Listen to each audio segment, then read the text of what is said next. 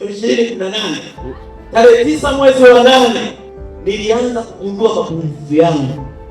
Niligundua kwamba nina ndoto ndio, nina maono ndio, lakini kosa langu nilikuwa sina nia ya kufanikiwa ndani ya taasisi. Siku niliposema kuanzia leo nitafanya kazi hii nihakikisha najulikana kimataifa, tangu mwaka 2018 sijarudi nyuma mpaka leo.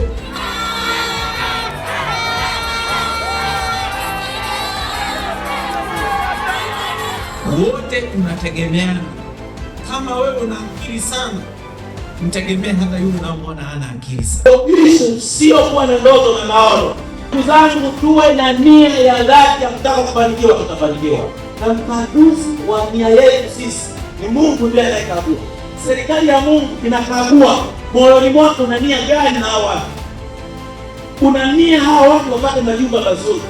Una nia hawa watu wapate magari mazuri. Una nia hawa watu wawe na uhuru wa kufikra. Una nia hawa watu wakombolewe kufikra. Mungu ataachilia baraka zake kupitia hao. Asanteni sana, Mungu awabariki sana.